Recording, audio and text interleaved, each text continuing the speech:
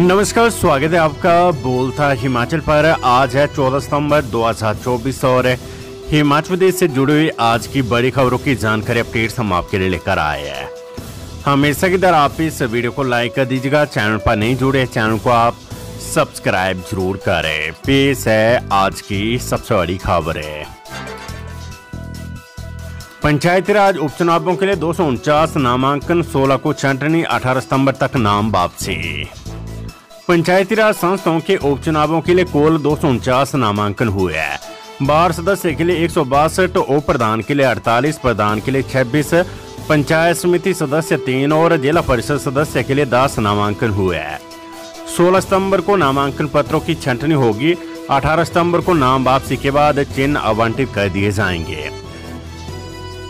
हरियाणा विधानसभा चुनाव के लिए स्टार प्रचारक होंगे सीएम सुक्खू। कांग्रेस हाईकमान ने हरियाणा विधानसभा चुनाव के लिए 40 स्टार प्रचारकों की सूची जारी की है।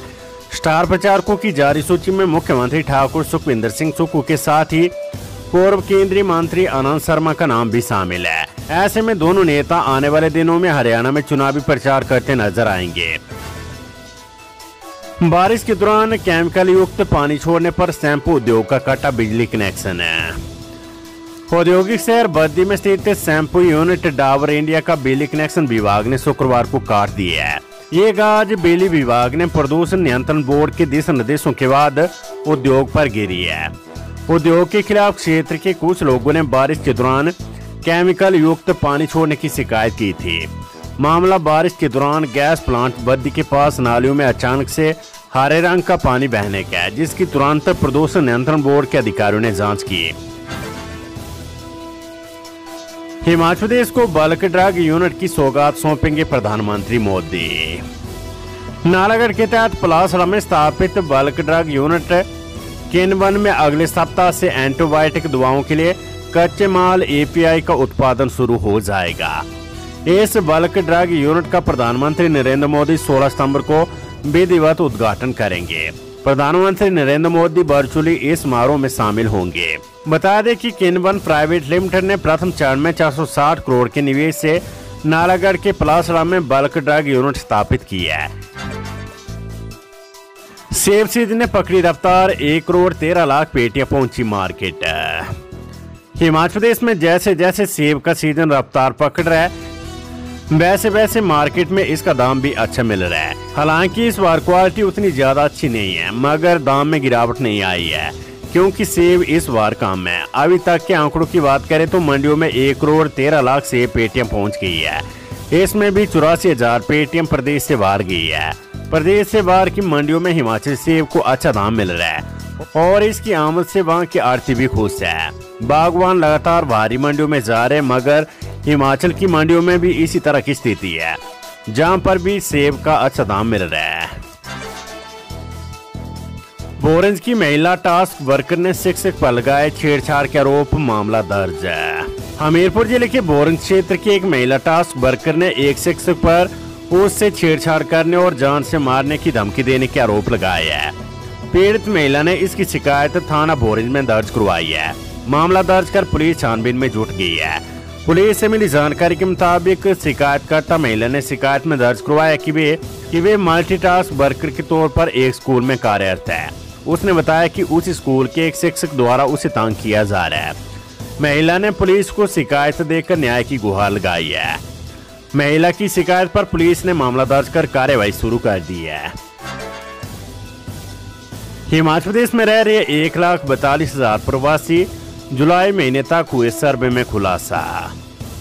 प्रदेश के बाहरी राज्यों से आने वाले लोगों का पंजीकरण हो रहा है। प्रदेश में रह रहे अधिकतर प्रवासियों के आधार कार्ड पर जन्म तिथि 1 जनवरी अंकित की गई है। ऐसे में सवाल उठ रहा है कि क्या बाहरी राज्यों से आने वाले सभी 1 जनवरी नए साल को पैदा हुए हैं। ऐसे में आधार कार्ड की गड़बड़ी की आशंका जताई जा रही है। बाहरी राज्यों से आए कई लोग प्रदेश में अधिकतर मजदूरी या फिर कारोबार कर रही है।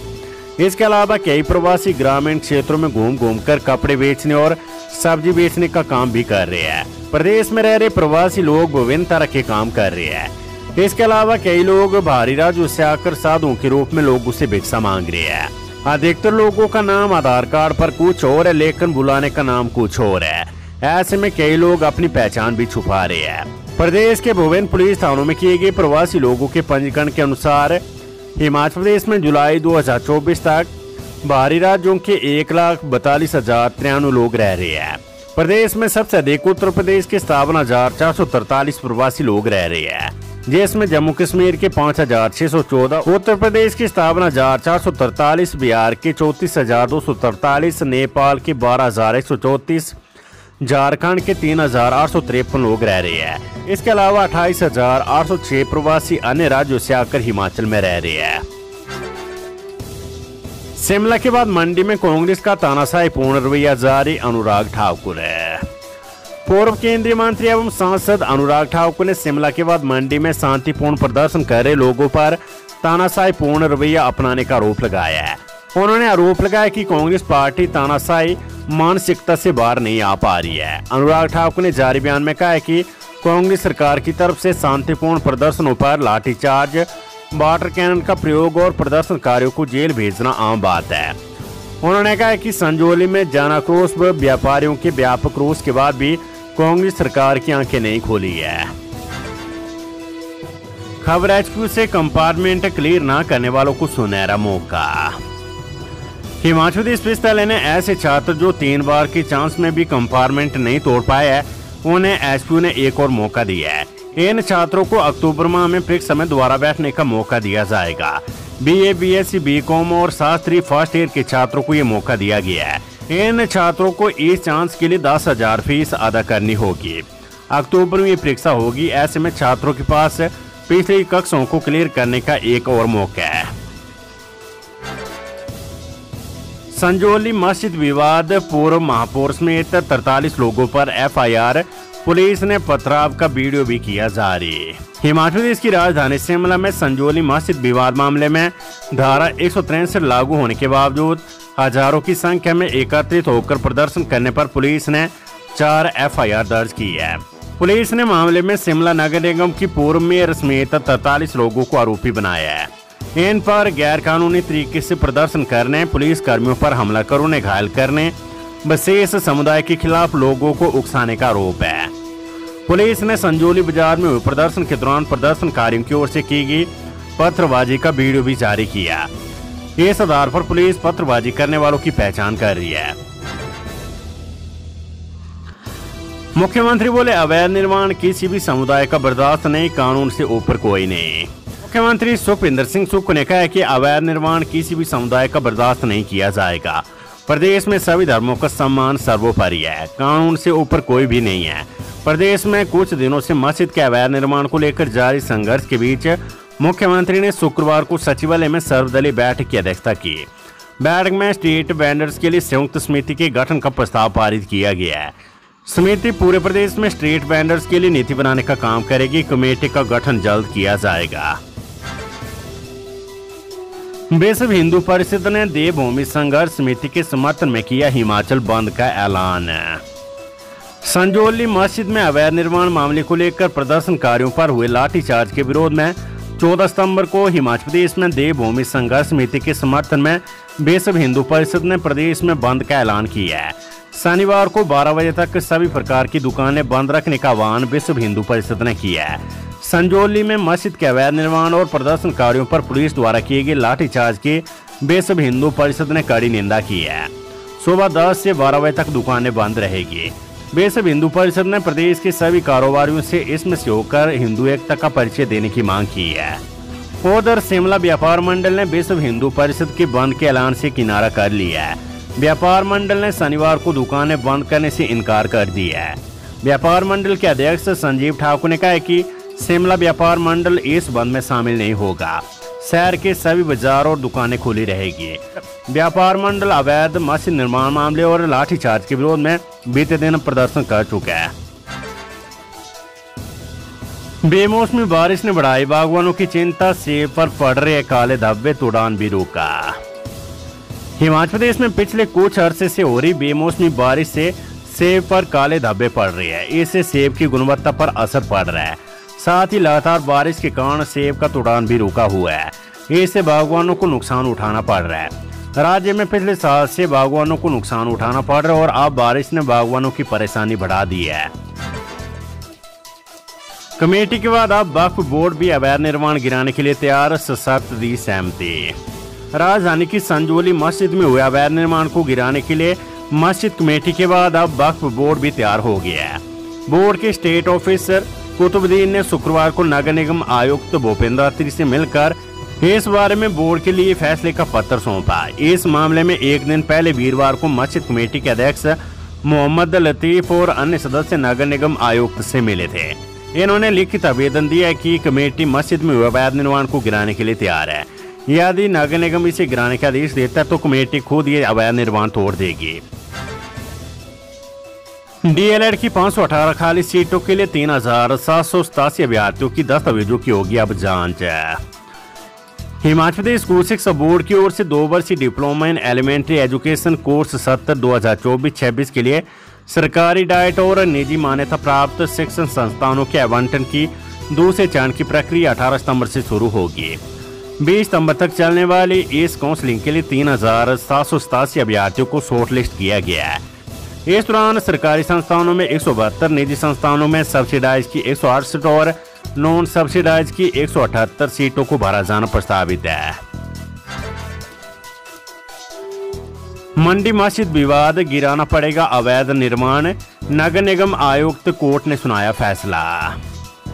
हिमाचल प्रदेश के मंडी में जेल रोड मस्जिद मामले पर नगर निगम के आयुक्त कोर्ट ने शुक्रवार को अंतिम फैसला सुना दिया है। एमसी मंडी आयुक्त एच राणा ने कहा है कि मस्जिद के अवैध ढांचे को 30 दिन के भीतर पुराने स्वरूप में लाना होगा। मंडी में हिंदू संगठनों का उग्र प्रदर्शन, पुलिस ने किया वाटर कैनन का इस्तेमाल।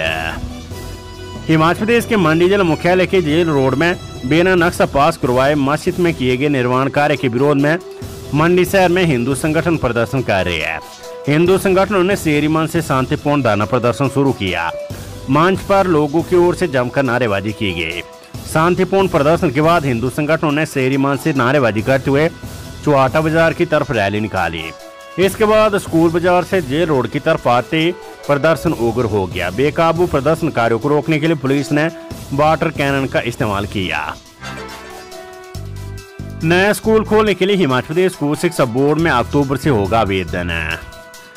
हिमाचल प्रदेश स्कूल शिक्षा बोर्ड अक्टूबर में शैक्षणिक सत्र 2025-26 की सुमनता के लिए आवेदन प्रक्रिया शुरू करेगा। इस दौरान नवंबर में प्राप्त आवेदनों पर संस्थानों का निरीक्षण किया जाएगा। जनवरी 2025 में बोर्ड कार्यालय की ओर से संस्थानों के आवेदनों पर लिए गए निर्णय के बारे में उन्हें सूचित किया जाएगा। शिक्षा बोर्ड ने सत्र 2025-26 के लिए कक्षा 9 से जमा 2 की नवीनीकरण सुमनता, कक्षा स्तरोन्नत और नई सुमनता प्राप्त करने के लिए निजी शिक्षण संस्थानों से अक्टूबर में आवेदन लेगा। चंबा कॉलेज में शुरू होगी MBA, MCA और MCOM की पढ़ाई, प्रदेश सरकार ने दी मंजूरी। राजकीय स्नातकोत्तर महाविद्यालय चंबा में अब MBA, MCA और MCOM की पढ़ाई भी शुरू होगी। प्रदेश सरकार ने तीनों विषयों को शुरू करने की स्वीकृति दे दी है। बाकायदा इसकी अधिसूचना भी जारी कर दी है। इसी शैक्षणिक सत्र से कक्षाएं शुरू हो जाएगी।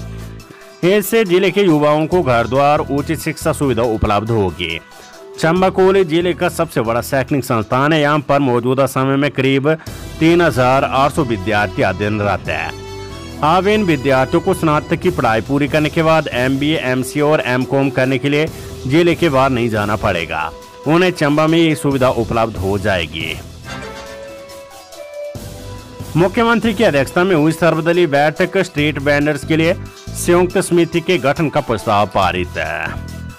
हिमाचल प्रदेश में धार्मिक सौहार्द बनाए रखने के लिए राज्य सचिवालय में शुक्रवार को सर्वदलीय बैठक का आयोजन किया गया। मुख्यमंत्री सुखविंदर सिंह सुक्खू की अध्यक्षता में हुई बैठक में सर्वसहमति से एक प्रस्ताव पारित किया गया। इसके जरिए विधानसभा अध्यक्ष से एक संयुक्त समिति गठित करने का अनुरोध किया गया है, जो पूरे प्रदेश में स्ट्रीट वेंडर्स के लिए नीति बनाने का काम करेगी। शिमला के संजौली विवाद का कानूनी हल निकाला जाएगा। बैठक में कांग्रेस प्रदेश अध्यक्ष प्रतिभा सिंह, भाजपा से रणधीर शर्मा, माकपा नेता राकेश सिंह, आम आदमी पार्टी के प्रदेश अध्यक्ष सुरजीत सिंह ठाकुर और स्थानीय विधायक हरीश जनार्था मौजूद रहे। अब अफसरों के काम का 1 से 10 तक नंबर देकर होगा मूल्यांकन, कार्मिक विभाग ने लिया फैसला। प्रदेश में आईएएस समेत सभी प्रथम और द्वितीय श्रेणी के अफसरों के कामकाज को अब गुड वेरी गुड के मानक पर नहीं आंका जाएगा। हिमाचल प्रदेश सरकार ने इस व्यवस्था को समाप्त कर दी है। अब अधिकारियों के कामकाज को 1 से 10 तक के नंबरों से आंका जाएगा। वार्षिक प्रदेश मूल्यांकन रिपोर्ट में 1 से 2 या 9 से 10 नंबर देने का तर्क भी देना अनिवार्य कर दिया है। कार्मिक विभाग ने राजपत्र में रिपोर्ट बनाने के लिए नियम अधिसूचित कर दिए है। अब काम नहीं करने वाले अफसरों की रिपोर्ट में नेगेटिव मार्किंग भी होगी। मूल्यांकन रिपोर्ट के आधार पर ही प्रशासनिक सचिवों, उपायुक्तों और अधिकारियों को कार्यभार मिलेगा। जवाबदेही और पारदर्शिता बढ़ाने के लिए अधिकारियों के कार्य परिणामों में बदलाव लाने को सरकार ने नियमों को संशोधित किया है। Weather update. शनिवार को शिमला और सिरमौर में बाढ़ आने की चेतावनी। हिमाचल प्रदेश में बारिश के येलो अलर्ट के बीच शुक्रवार को कुल्लू, किन्नौर और लाहौल की चोटियों पर बर्फबारी हुई। राजधानी शिमला में मूसलाधार बादल बरसे। प्रदेश में शनिवार से हल्की बारिश के आसार है। अधिकांश क्षेत्र में धूप खिली रहने का पूर्वानुमान है। शुक्रवार शाम तक कांगड़ा, मंडी, कुल्लू, शिमला, सिरमौर में 30 सड़कें और प्रदेश में 22 बिजली ट्रांसफार्मर ठप रहे। मौसम विज्ञान केंद्र शिमला ने शनिवार को शिमला और सिरमौर जिले में बाढ़ आने की चेतावनी जारी की है। लोगों से नदी नालों से दूर रहने की अपील की गई है।